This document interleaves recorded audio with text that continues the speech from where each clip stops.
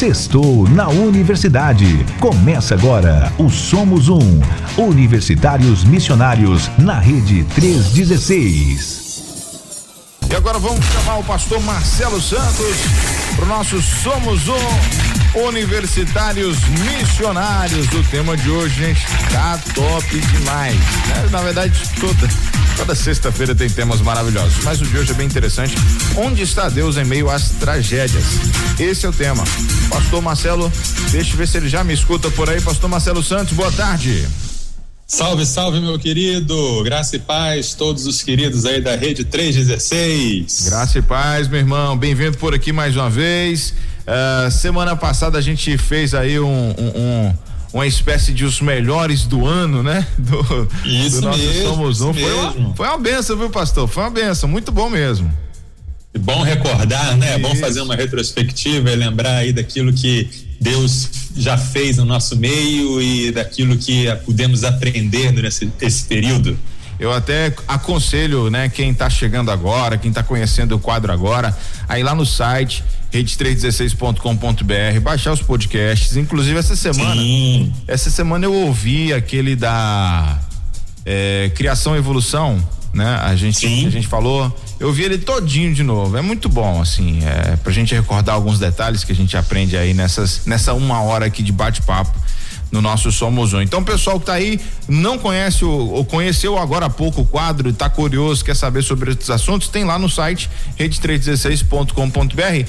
E antes da gente começar, pastor, eu queria que o senhor já apresentasse o projeto para quem tá chegando agora, quem tá conhecendo o nosso quadro agora. Fala um pouco do Somos Um aí, da nossa abertura de hoje. Maravilha. O projeto Somos Um, ele é voltado para o jovem cristão universitário. O cristão universitário, muitas vezes, ele se sente sozinho e desamparado, porque são muitos os desafios da universidade. Tem os desafios da própria vida acadêmica, muito trabalho para fazer, muita prova para fazer, muito texto para estudar.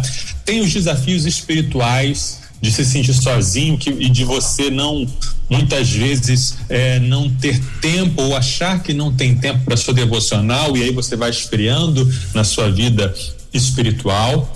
Tem os desafios da defesa da fé, porque você vai encontrar muita confrontação ao evangelho, muita gente que vai ridicularizar a fé e que vai fazer perguntas que você às vezes não sabe responder, que vão te deixar em dúvida.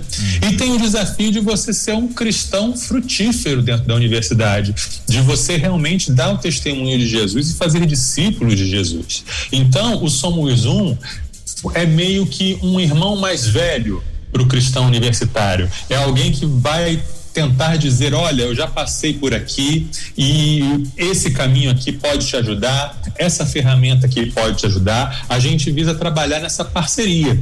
Então, o que a gente faz aqui no programa é uma continuação do que a gente faz nas nossas outras plataformas, por exemplo, no YouTube, onde a gente tem os vídeos, ou no Instagram, onde de vez em quando a gente publica um texto, uma devocional, um estudo, ou nos treinamentos que a gente dá. Vamos voltar agora em março a fazer os treinamentos presenciais, e temos também oficinas, treinamentos online, cursos. Tudo isso serve para capacitar o universitário cristão nessa arena pública que tentam dizer para nós para haver uma separação, né? Tentam dizer para nós que a fé é algo puramente pessoal e individual e não deve ser levada para a arena pública, mas nós estamos aqui para proclamar que Jesus Cristo é o Senhor de tudo que existe, inclusive da universidade. E aí nós queremos equipar o jovem, equipar o universitário, para ele ter ferramentas adequadas para fazer Jesus conhecido no meio universitário. Amém. É isso. E os acessos, né, as plataformas que a galera pode adquirir material, encontrar aí alguma coisa sobre o Somos Um? Sim, nós temos materiais gratuitos, materiais digitais gratuitos que você pode baixar em igrejamultiplicadora.com.br. Nós temos materiais físicos que você pode comprar em livrariamissõesnacionais.org.br. Nós temos os vídeos para você assistir quantas vezes quiser no canal do YouTube, Universitários, Somos Universitários Missionários, e você pode acompanhar a nossa página no Instagram em @Universitários Missionários. Maravilha. Agora eu vou soltar a vinhetinha pra gente começar, então. Manda lá. Sextou na Universidade. Começa agora o Somos Universitários Missionários na Rede 316. Vamos nessa, 3h09, 3h09. Já quero adiantar você que está aí nos acompanhando. Se quiser mandar sua pergunta, quiser interagir com a gente aqui, você pode ficar muito à vontade, que o pastor Marcelo está aqui pronto para poder te atender. Inclusive, deixa eu abraçar aqui com muito carinho o nosso irmão Oswaldo Lima, da Igreja Batista lá em Jarinu, que fica em São Paulo, tá lá acompanhando a gente, dizendo que é a primeira vez que ele tá aí acessando a 316 e ouvindo o nosso Tarde Viva. Seja bem-vindo, irmão Oswaldo, seja bem-vindo. Obrigado, meu querido, pela sua audiência. Pastor, já vou começar então te fazendo perguntas, né? O nosso tema hoje, onde está Deus em meio às tragédias? Por que você pensou em tratar desse tema hoje, pastor? Bem, Nayan, você sabia que eu não ia tratar desse assunto hoje? Eu tinha planejado um outro assunto, tinha planejado falar sobre mudança de ano novo, planejamentos, superstições de ano novo, mas vieram aquelas chuvas lá da Bahia e eu acompanhei toda aquela situação das inundações, das pessoas que perderam tudo, que perderam casa, que estão desalojadas, as pessoas que morreram, e é uma tragédia meio que anunciada, porque todos os anos nessa época acontece isso, né? Quando não é num estado, é no outro. Verdade. Chuvas, enchentes, alagamentos, deslizamentos e mortes que advêm disso, né? E aí eu lembrei de outras tragédias às vezes que acontecem, como tsunamis, terremotos, vulcões, secas, e as pessoas céticas, as pessoas que não creem em Deus, usam muito esse tipo de situação para fazer justamente essa pergunta: e aí, onde está Deus no meio dessa tragédia? Por que Deus não impediu isso de acontecer? Sim. Por que Deus permitiu? Por que Deus é esse? Que Deus é esse que permite a criança sofrer? Que Deus é esse que permite a criança morrer? Ou a pessoa que já é pobre, que já não tem quase nada, perde tudo que tem? Isso é uma argumentação muito usada, né? Quem está na universidade sabe muito bem do que eu estou falando. Pessoas céticas, pessoas ateístas gostam muito de falar sobre isso. É o chamado problema do mal, né? O problema do mal, que se Deus é bom, por que existe o mal?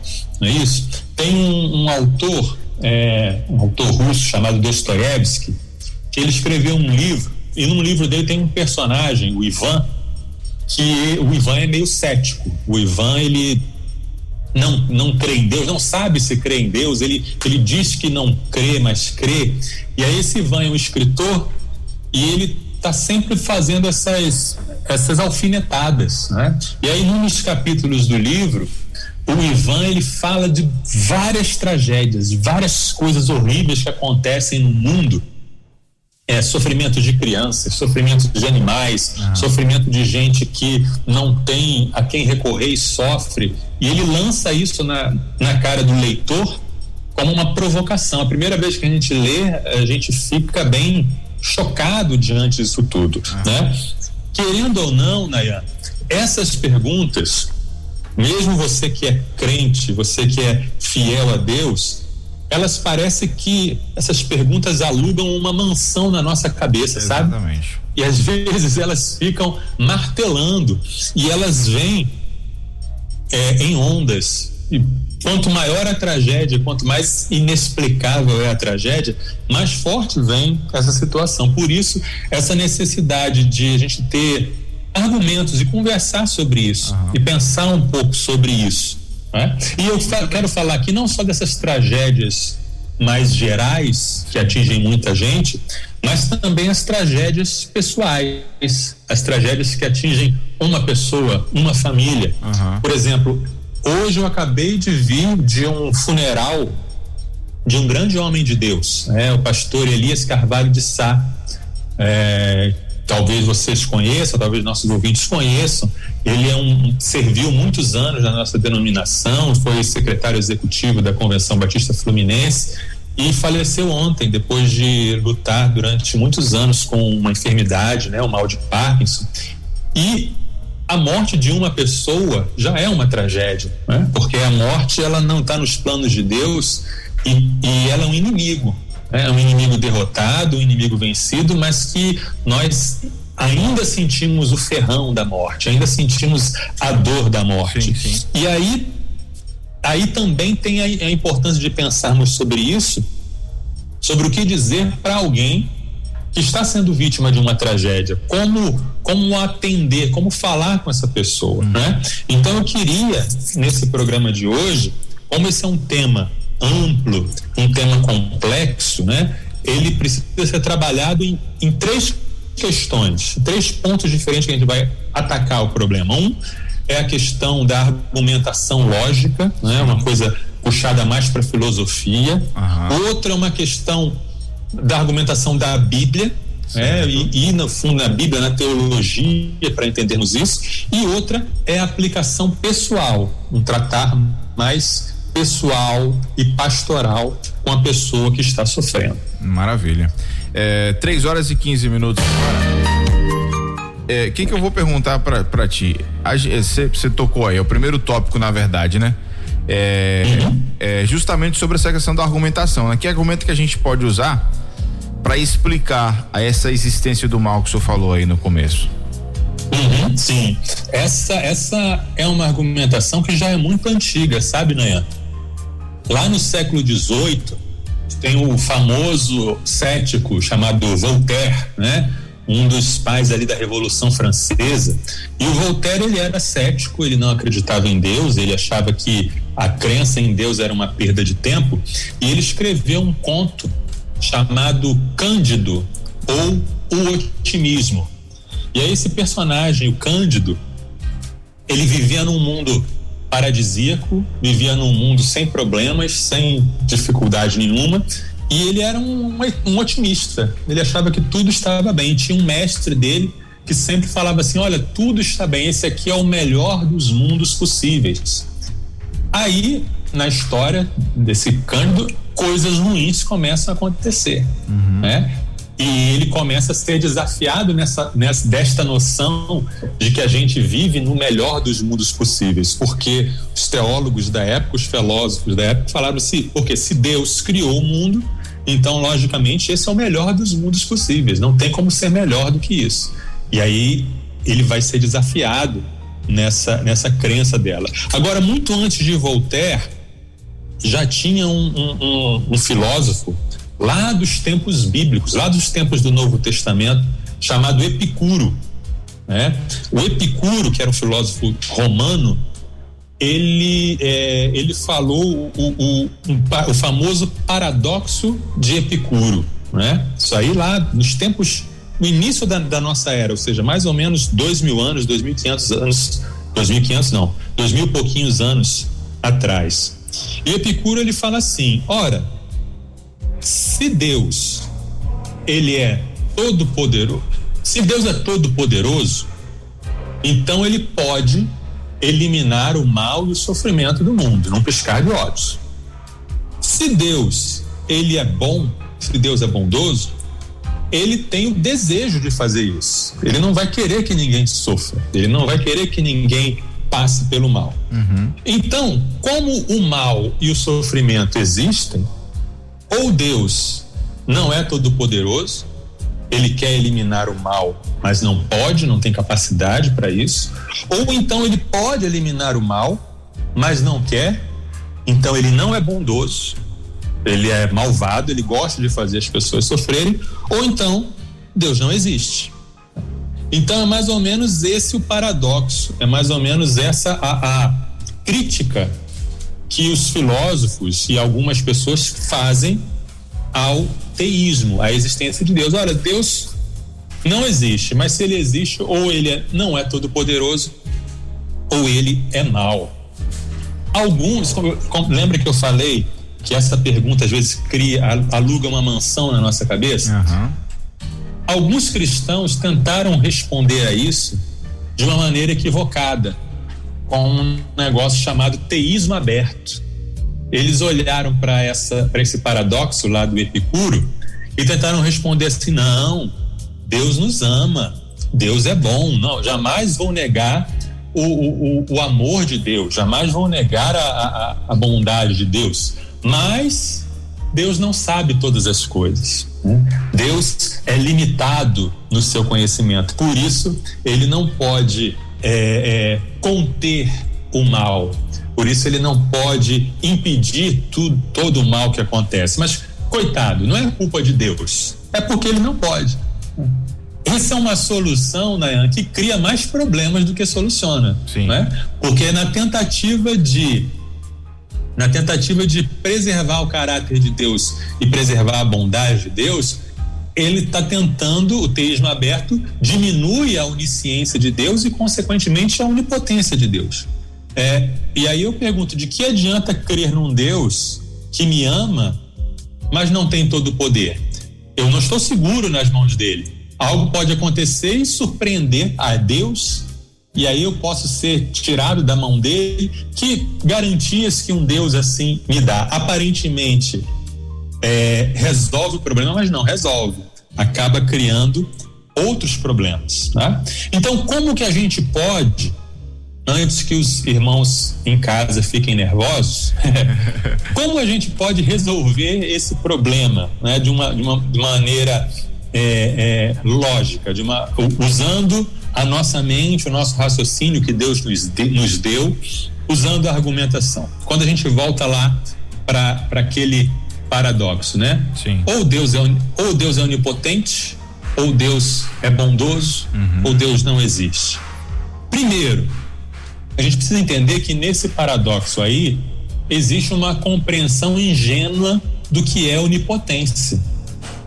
As pessoas pensam: Deus poderia eliminar todo o sofrimento e todo o mal do mundo de uma vez só, porque ele é onipotente. Deus pode fazer qualquer coisa. Né? As pessoas acham que onipotência significa Deus poder fazer qualquer coisa, mas isso não é verdade. Tem uma série de coisas, irmãos, não fiquem escandalizados, por favor, tem uma série de coisas que Deus não pode fazer. Como assim, pastor Marcelo? Está sendo herege? Responda, Nayan. Deus pode mentir? Claro que não. Deus pode errar? Não existe, porque ele é perfeito, não tem essa possibilidade. Deus pode deixar de existir? Ele é eu sou, não tem como. Exatamente. Então só aí já tem 3 coisas que Deus não pode fazer. Não pode fazer. Né? Deus não pode, por exemplo, criar um círculo quadrado, porque o círculo, por definição, é redondo e o quadrado, por definição, é quadrado. Deus não pode, e esse é um outro argumentozinho que alguns ateus acham que podem usar contra o cristão, que é assim: Deus não pode criar uma pedra tão pesada que ele não possa sustentar. Sim.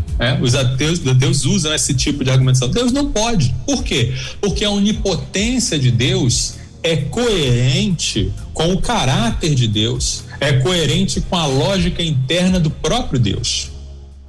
Deus ser onipotente significa que não há um poder maior do que Deus. Certo. Não há nada fora de Deus que possa constranger Deus. Não há algo que esteja além da capacidade de Deus. Mas todas essas coisas estão dentro de uma lógica, estão dentro de uma coerência moral e uma coerência lógica também. Então, não é verdade, entenda, que onipotência significa fazer o que quer que eu imagine que Deus possa fazer. Não, existe uma coerência interna de Deus. Voltando lá ao argumento lá do problema do mal, ao paradoxo lá do Epicuro, também é uma compreensão ingênua do que é amor. Porque o paradoxo diz assim: olha, um Deus que seja bom, que seja todo amoroso, iria querer eliminar todo o sofrimento do mundo. Mas basta nós olharmos para a realidade, para o nosso dia a dia, para o nosso cotidiano, que às vezes quem ama permite o sofrimento. Às vezes, alguém que ama permite o sofrimento na pessoa amada por um propósito amoroso. Quer ver um exemplo? Cirurgia. Quando você tem algum problema e você vai passar por uma cirurgia. E uma cirurgia é uma violência contra o corpo. Seu corpo é cortado, tiram coisas de dentro de você, seu corpo é costurado. E houve um tempo na história da humanidade em que já existia cirurgia, mas não existia anestesia. Já pensou? Já pensou o que era isso? Meu Deus. Eu lembro quando a gente era criança e ia pro dentista, era uma verdadeira tortura, não é isso? Tenso mas demais. Era para o nosso bem. Pois é, mas era para o nosso bem. Então, resumindo aí essa parte da argumentação lógica, não há razão para a gente duvidar de que um Deus bom e todo-poderoso não tenha razões para permitir o mal. Tá? Esse é todo o argumento que a gente precisa usar sem entrar diretamente na Bíblia. Porque às vezes a pessoa cética, o ateu, ele obviamente não acredita na Bíblia. E às vezes você vai argumentar com ele usando a Bíblia, ele já descarta de uma vez a argumentação bíblica. Mas sem usar a Bíblia, você pode argumentar com ele, você pode sentar e falar: olha só, meu querido, você está dizendo que um Deus todo-poderoso e bom necessariamente eliminaria todos os males e todos os problemas do mundo, ou nem deixaria esses males acontecerem. Mas deixa eu te perguntar, o que há de incoerente da gente imaginar que esse Deus que é todo-poderoso e é sábio, ele tem alguma razão que a gente desconhece para permitir o mal no mundo? E se Deus usa esse mal ou permite que esse mal aconteça por amor?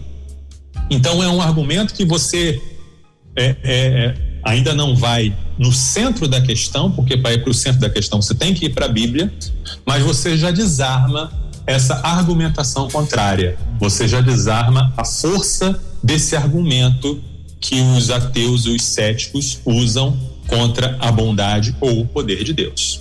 Tá claro até aqui ou tá complicado de entender? Tá, por enquanto tá tranquilo, pelo menos para mim tá tranquilo, né? E aí, vamos para a Bíblia então, ou você tem mais algum argumento aí? Não, vamos para a Bíblia. Vamos para a Bíblia. Então fala pra gente o que a Bíblia ela demonstra, ela expõe na verdade sobre esse problema do mal, pastor Marcelo. Sim, a Bíblia fala muito sobre isso. É até interessante a gente ver que os homens e mulheres de Deus, pessoas que criam em Deus, também se debatiam com essa questão, também lutavam com esse problema do mal, também faziam essa pergunta: onde está Deus em meio às tragédias? Onde está Deus em meio às minhas tragédias? O profeta Abacuque, lá no capítulo 1, versículo 2-4, diz assim: até quando, Senhor, terei de pedir teu socorro? Tu, porém, não ouves. Clamo a violência por toda parte, mas tu não vens salvar. Terei de ver estas maldades para sempre? Por que preciso assistir a tanta opressão? Para qualquer lugar que olho, vejo destruição e violência. Estou cercado de pessoas que discutem e brigam o tempo todo. A lei está amortecida e não se faz justiça nos tribunais. Os perversos são mais numerosos que os justos e, com isso, a justiça é corrompida. Qualquer semelhança com a nossa época não é mera coincidência, né? Como dizem, a Bíblia é mais atual que o jornal de amanhã. Exato. Não é verdade? Então, Abacuque, ele está aqui sofrendo e se fazendo essa pergunta: por que Deus permite tanta injustiça? Por que Deus permite que haja tanta corrupção, tanta violência, tanta maldade? Aqui ele está falando não simplesmente do mal, que a gente chama do mal natural, que é a enchente, o furacão, o terremoto, mas está falando do mal moral mesmo, da maldade humana, da injustiça, da opressão, da corrupção, do crime. E por que Deus não faz nada? Por que o homem de Deus clama e a resposta parece que não vem? Quem é o cristão que nunca passou por essa crise, não é mesmo? Que nunca se perguntou isso e que nunca... Talvez esteja o caso de quem está nos ouvindo agora. Você está fazendo essa pergunta: Senhor, até quando eu vou clamar e o Senhor não vai responder? O Senhor não está vendo que isso que estão fazendo é errado? O Senhor não está vendo que eu estou sendo vítima de uma injustiça? E Abacuque clama para Deus. E é interessante que a resposta que Deus dá não satisfaz muito Abacuque, não, mas isso é um outro tema, tá? Temos o livro de Jó, que é um livro inteiro que a gente pode dizer dedicado a esse tema, o problema do mal, né? O livro de Jó inteiro, né? Você que ainda não iniciou a sua leitura, o seu plano de leitura anual da Bíblia, uma dica que eu dou: comece pelo livro de Jó, né? Você já vai ter aí 42 capítulos para se alimentar espiritualmente, né? E tratar desse tema do mal, né? E como responder a ele pela fé. Jó capítulo 7, de 3-6. Recebi de herança meses de puro vazio. Fui condenado a passar noites longas em aflição. Deitado na cama penso, quando chegará amanhã? Mas a noite se arrasta e reviro-me até o amanhecer. Meu corpo está coberto de vermes e crostas de feridas. Minha pele se racha e vaza pus. Meus dias correm mais depressa que a lançadeira de um tecelão e terminam sem esperança. Versículo 11. Não posso me calar. Tenho de expressar minha angústia. Minha alma amargurada precisa se queixar. Aqui a gente vê, né, um sofrimento de um homem justo, de um homem que serviu a Deus, de um homem que foi fiel a Deus em sua vida, e por um motivo que ele não soube qual era, que não explicaram para ele. Nós que lemos o livro sabemos o que aconteceu no céu, sabemos o que aconteceu entre Deus e Satanás, mas Jó não fica sabendo e ele termina a vida sem saber. Mesmo depois que Deus aparece para ele, mesmo depois que Deus restitui a sorte dele, ele continua sem saber o que aconteceu.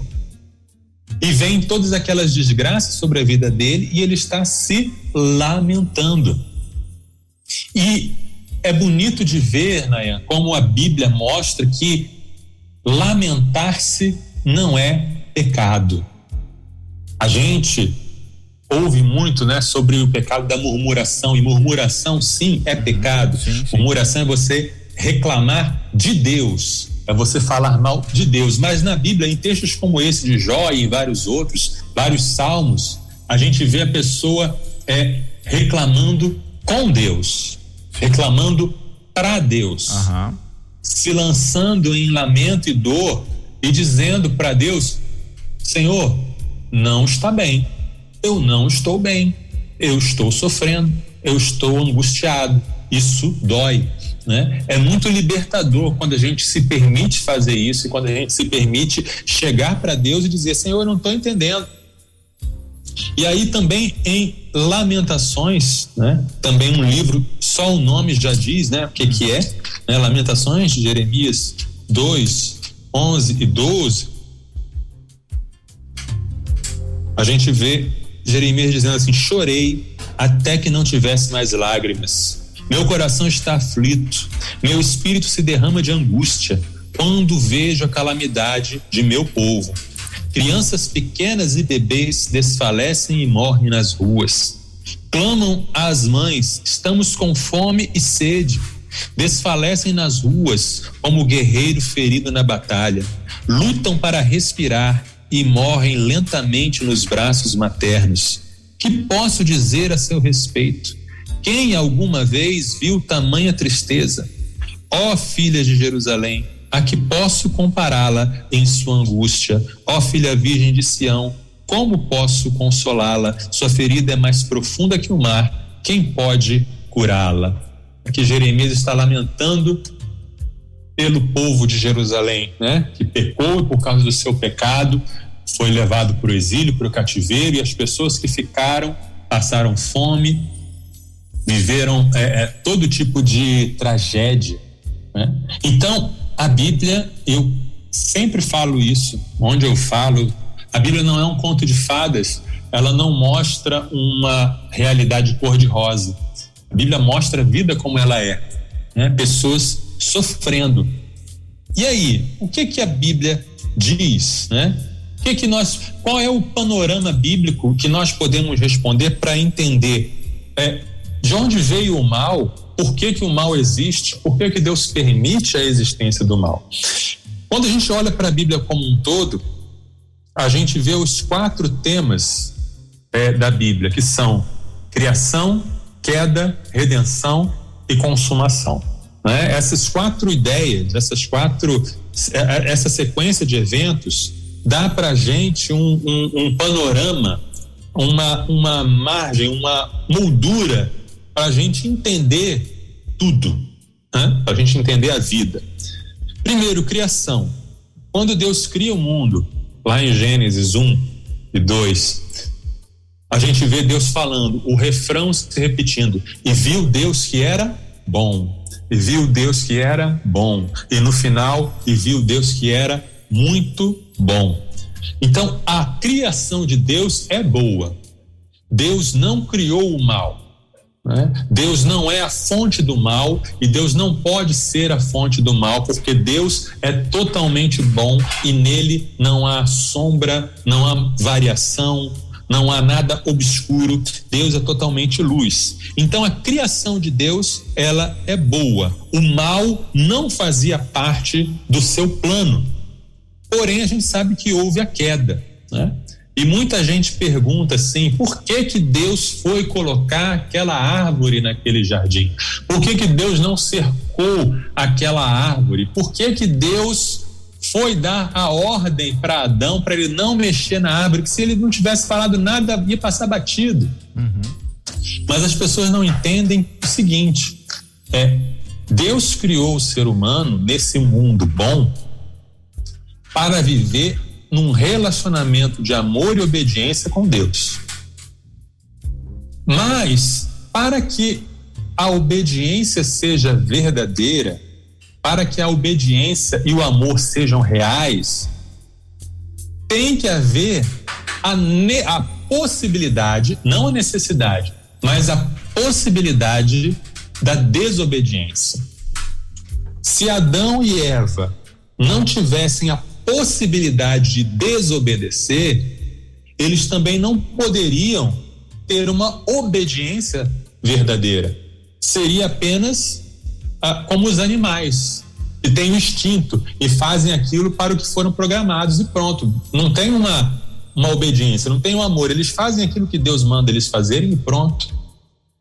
Então, para que houvesse um relacionamento bom, verdadeiro entre o ser humano e Deus, foi necessário que houvesse uma possibilidade. Deus não criou o mal, mas Deus, ao dar a liberdade para o homem, essa liberdade foi mal utilizada. Então, o ser humano usou a liberdade que Deus deu, e a liberdade era boa, e fez mau uso dessa liberdade. E com isso, virou as costas para Deus. Com isso, se afastou de Deus. E com isso, gerou o mal no mundo, né? Como ser humano, ele foi criado como imagem de Deus para ser o regente da criação, para ser o gerente, o mordomo, e tudo estava sob a autoridade dele. Quando o ser humano vira as costas para Deus e se torna pecador, e o pecado, por definição, ele é a violação da vontade de Deus, ele é o não fazer a vontade de Deus, daí veio o mal. O mal moral, o mal do pecado como um todo que gera o mal, né? E o mal também da desregulação da natureza, doença, morte, deterioração e tudo mais que vem disso. Então, consequências diretas do pecado, né? O mal moral, coisas que Deus não queria que acontecessem, mas quando acontecem, são violações da vontade de Deus e por isso mal. Por exemplo, alguém bebe, alguém enche a cara de bebida, entra num carro, atropela uma criança e mata. Por que houve aquela tragédia? Por causa do pecado. Pecado de quem? Dos pais da criança? Não. Da criança? Não. Pecado do motorista bêbado. Aquele motorista bêbado pecou. Por isso houve uma tragédia.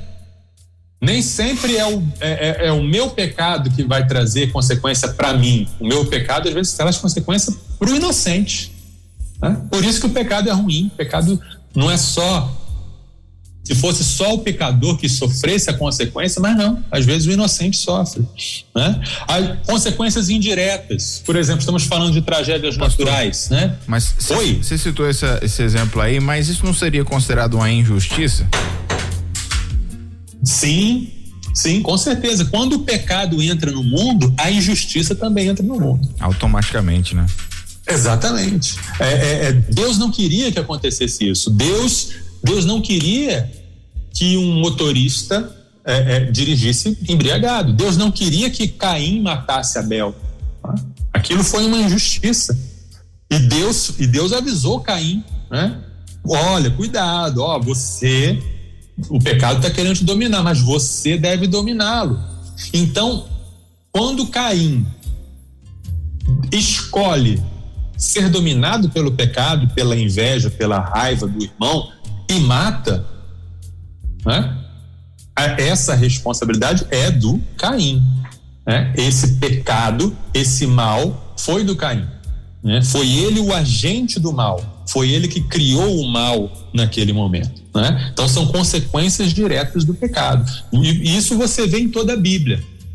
Você vê em toda a Bíblia homens e mulheres fazendo o mal sobre outras pessoas, né? Faraó sobre o povo de Israel, Saul perseguindo Davi, Herodes matando as criancinhas. Você vê as ações diretas do pecado, pecados individuais, gerando consequências injustas sobre os justos, né? Então, Jó fala sobre isso, tem vários salmos que falam sobre isso, salmistas que falam: Senhor, por que eu que sou justo estou sofrendo, né?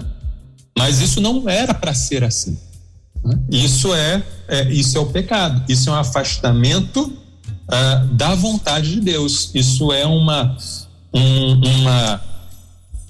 desvio do plano original de Deus, né? O pecado, por consequência, por definição, é isso, né? E aí isso se reflete também, por exemplo, nas questões ambientais que a gente vê: excesso de chuva, poluição, desmatamento, né? O mau uso que o ser humano faz da natureza gera algumas consequências que acabam indiretamente produzindo o mal em outros. Sim. Né? Levando o mal para outros. Tá? E aí consequências que vêm da queda, né? Doenças, convulsões da natureza, né?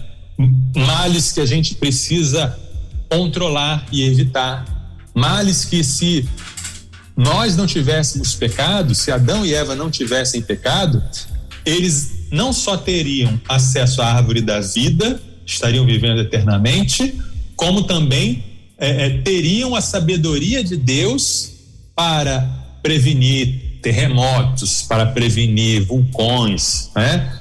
Enfim, seria um outro estado de coisas, tá? Seria uma outra situações. Agora, você perguntou aí da injustiça, né? Sim. Algumas pessoas se perguntam: tá, mas tudo bem, o mal entrou no mundo por causa do pecado. Deus não poderia interferir no pecado para que o mal não fosse feito, né? Deus não poderia impedir que cada pecado individual fosse feito, e alguns imaginam se Deus viria em cada situação. Vamos supor, eu pego uma faca para ferir você e Deus manda um anjo para segurar a minha mão, para impedir de eu fazer esse mal. Deus poderia fazer isso? Poderia, mas eu creio que Deus escolheu tratar do mal de uma maneira diferente. Em vez de Deus ficar microgerenciando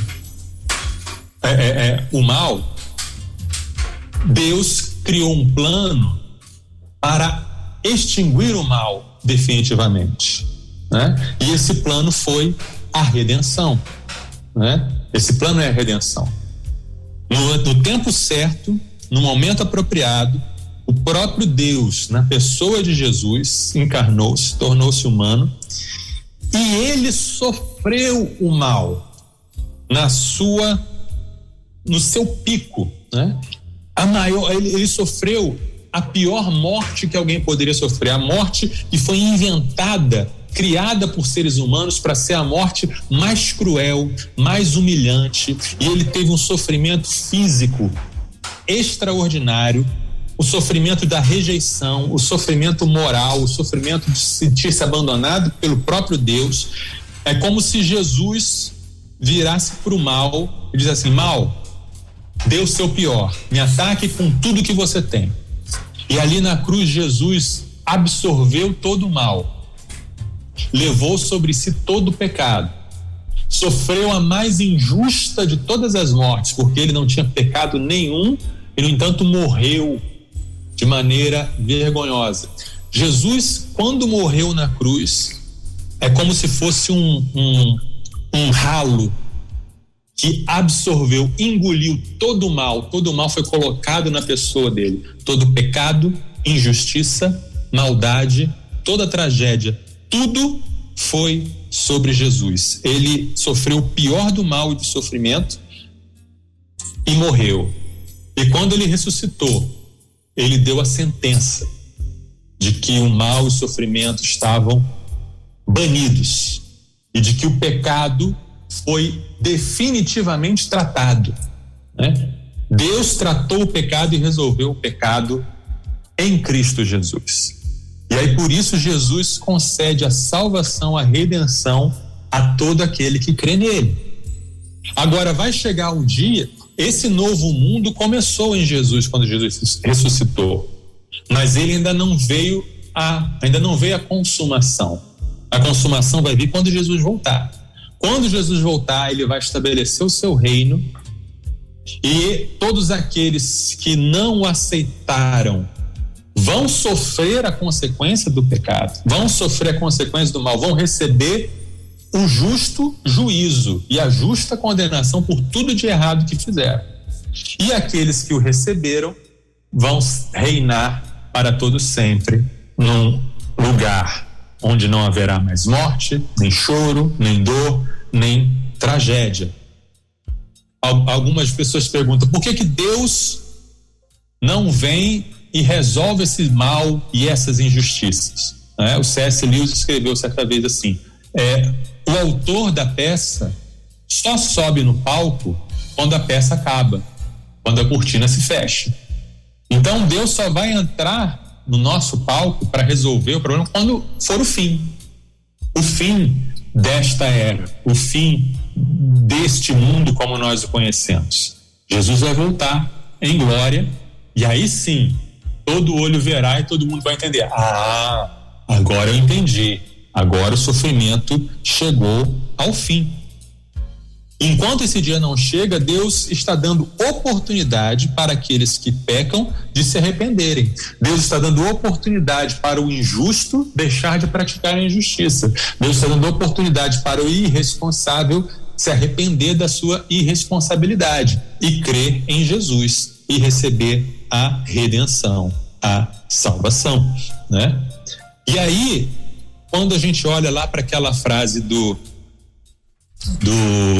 Voltaire, né? Quando ele diz ironicamente: então nós vivemos no melhor dos mundos possíveis. Aí o cristão responde: não, ainda não estamos no melhor dos mundos possíveis, mas será, com a volta de Cristo será. E enquanto esse dia não chega em que todo o mal e toda a injustiça vão desaparecer, Deus, ele usa o próprio mal para fazer o bem. A gente tem um exemplo maior disso em Jesus, a cruz, né? Em que Deus usou o crime da injusta morte de Jesus para trazer justiça a todo aquele que crê. Mas na Bíblia também temos a história de José. José foi vítima de ser escravizado, vendido pelos irmãos, feito escravo, mentiram sobre ele, mentiram sobre o caráter de José. José foi preso injustamente, mas Deus usou todo esse mal que fizeram contra ele. José fala isso lá no final: vocês intentaram o mal contra mim, mas Deus transformou o mal em bem. E através de tudo que aconteceu na vida de José, o povo, a família dele e o mundo em geral daquela época foi salvo da fome. Então Deus, nesse meio tempo em que Jesus já veio, já derrotou o mal na cruz, e o dia em que o mal vai ser banido definitivamente, nesse meio tempo Deus usa e pode usar os males que nos acontecem para o nosso bem, para a nossa edificação, para o nosso crescimento, para o nosso aprendizado, para servirmos para outra pessoa, para abençoar outras pessoas de maneiras que nós não sabemos e nós não entendemos. Então, resumindo a visão bíblica sobre o problema do mal, o mal não é desejado por Deus. Um dia ele será definitivamente vencido, né?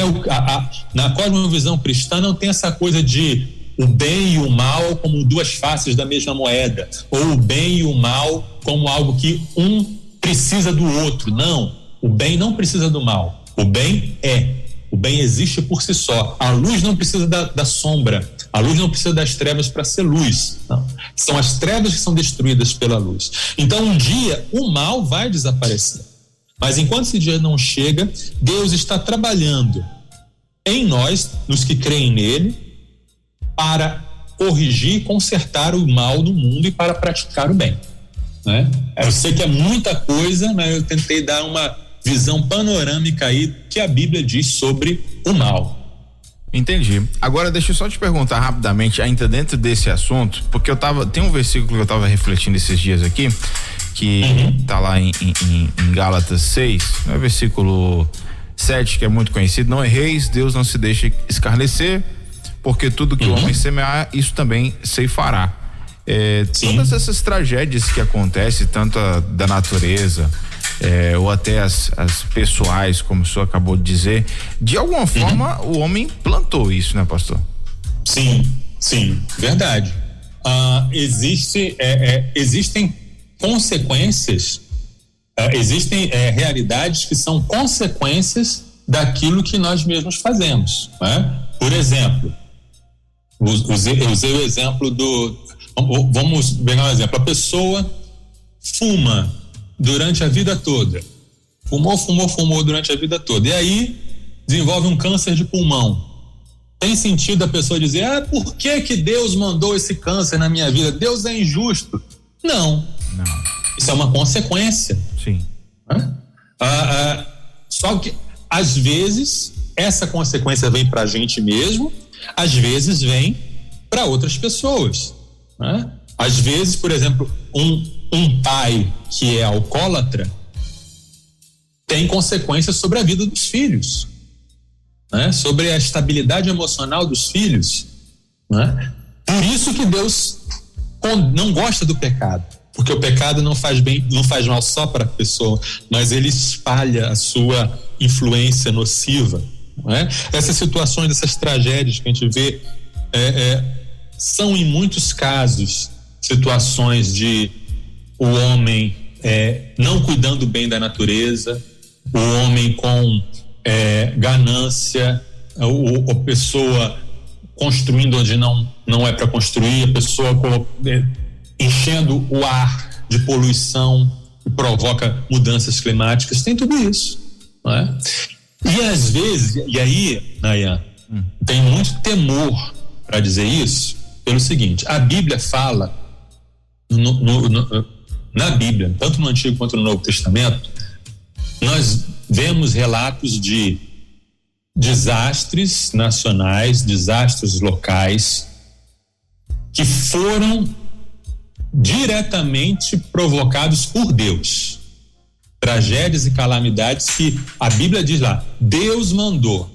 Certo. Deus mandou a fome, Deus mandou a peste, Deus mandou o terremoto, Deus mandou o povo invadir. Deus pode fazer isso? Deus pode.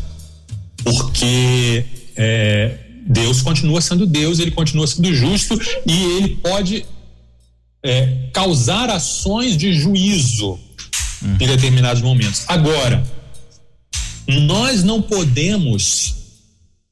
temos essa autoridade de dizer, tal coisa aconteceu por causa disso, né? Eu lembro que nos anos 80, né, sempre que tinha falava-se muito sobre a fome na África, né? Várias nações da África passando fome. Aí eu via pessoas falando assim, mas isso é porque eles são muito idólatras. Deus está mandando a fome para lá porque lá tem muita idolatria. Mas a gente não tem autorização para dizer isso, porque é só uma palavra profética que diz quando alguma tragédia é uma ação direta de Deus. Quando Deus mandava, lá nos tempos bíblicos, alguma tragédia sobre um povo, uma nação, uma pessoa, vinha antes o profeta e falava, olha, vai acontecer isso com você, porque com Deus não se brinca. Mas hoje a gente não tem essa voz profética. O que a gente tem é a profecia falsa que acontece depois do fato, né? Que é muito fácil, depois que acontece, você dizer, foi Deus. Mas espera aí, se fosse Deus, ele teria avisado antes e não depois, tá? Só para fechar esse parêntese aí. Legal, interessante. Bom, 3:55. Pra gente fechar então, tem na verdade aqui uma pergunta que essa não pode deixar de ser feita, né? Porque assim, isso trouxe aí uma explicação teológica que claro, é muito importante, mas o que a gente pode dizer de maneira prática aí pra pessoa que tá experimentando de repente uma tragédia? Porque vamos falar de praticidade, vamos falar de algo assim mais real. O que você poderia dizer pra gente em relação a isso? Isso mesmo, Nayan.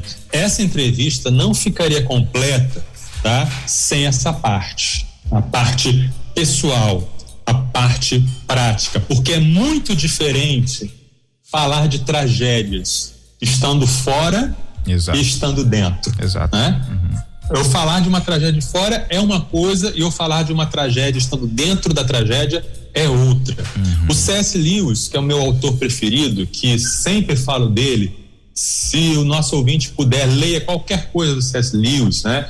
Tem livros fabulosos como Cristianismo Puro e Simples, Cartas de um Diabo a Seu Aprendiz, né? Leia C.S. Lewis, recomendação de ano novo, 2022. Eu sigo nas redes sociais, é muito bom mesmo, o conteúdo é maravilhoso.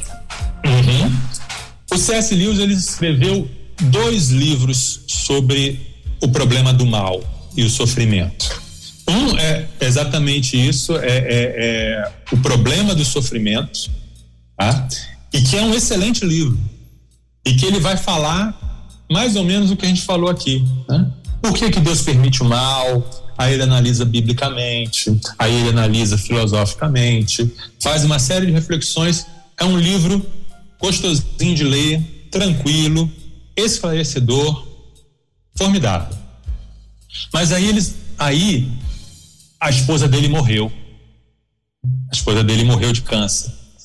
E aí ele escreve um outro livro, que é Um Luto em Observação, ou em outras traduções tem Anatomia de uma Dor. Aí é diferente, né? É outro livro. É um livro pessoal. É um livro visceral, sabe? Vem das vísceras. Aí ele não está mais falando com a mente tranquila, refletindo sobre o sofrimento. Ali ele está sofrendo. E é meio parecido com um Jó, sabe? Ele tá brabo com Deus.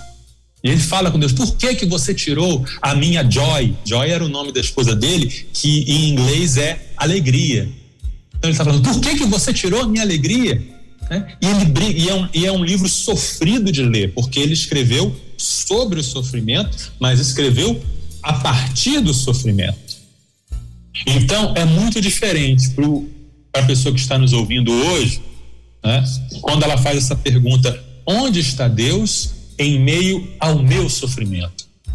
Onde está Deus em meio à minha tragédia? Eu quero me dirigir agora a você, meu irmão, que está sofrendo, que está numa perda, que está numa situação trágica, que está numa situação que você não sabe o que vai fazer da sua vida e que você perdeu alguém muito importante, e você está se perguntando: onde está Deus em meio à minha tragédia? E eu te respondo: Ele está na cruz. Ele está com você no seu sofrimento. Ele está sofrendo com você. Esqueça tudo mais que veio antes sobre as razões, os porquês e o que Deus faz e qual era o plano. Fixa nisso. Deus está sofrendo com você. Conta-se que num dos campos de concentração nazistas, e estava aquela situação terrível, né? Muita morte, e as pessoas que tentavam fugir eram enforcadas e deixavam o corpo pendurado ali para todo mundo ver. E aí alguém que estava ali estava revoltado, virou para um senhor, um rabino mais velho, e perguntou: onde está Deus? Onde está Deus no meio disso tudo?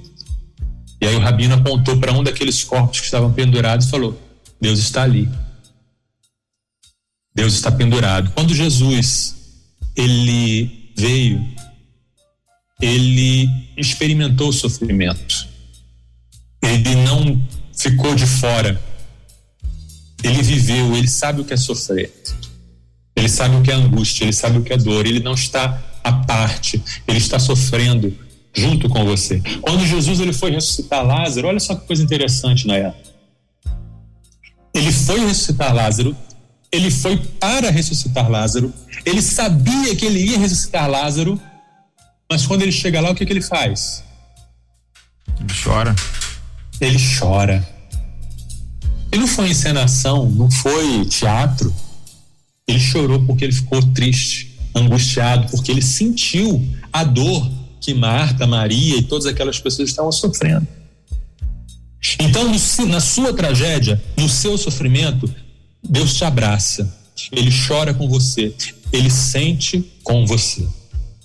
A nossa fé não é só um conjunto de teorias. A nossa fé é um relacionamento pessoal com o Deus vivo. Lembra lá no meio do programa os textos que nós lemos de Abacuque, Jó e Jeremias? Aqueles três estavam em crise com Deus, mas eles foram resolver a crise deles com Deus. Eles foram reclamar de Deus para Deus.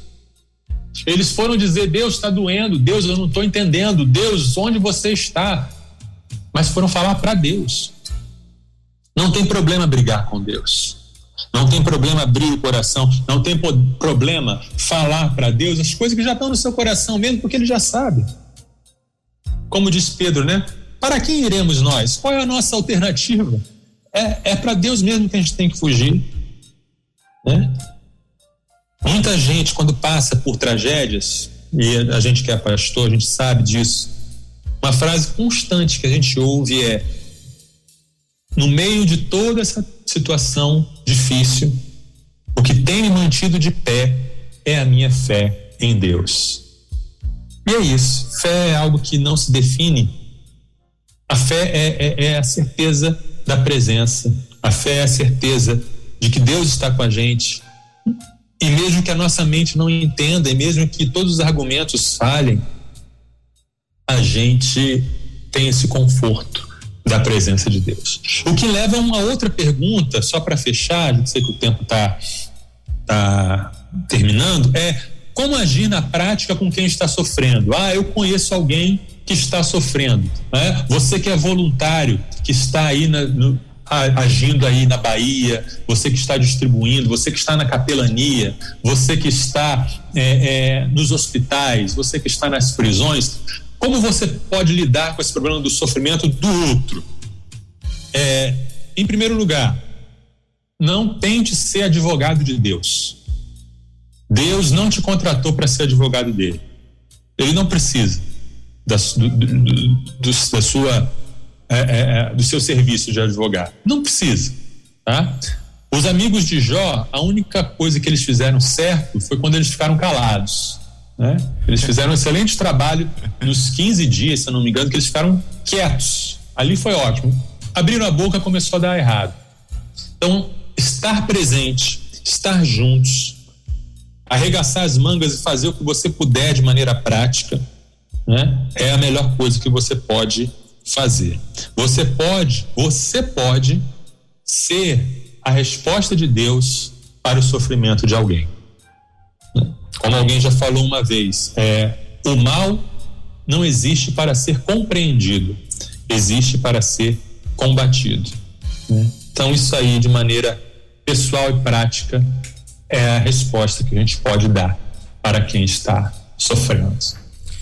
Amém. E não nos cansemos de fazer o bem, né? Isso. Isso pode fechar assim com chave de ouro nossa conversa de hoje. Não nos cansemos de fazer o bem.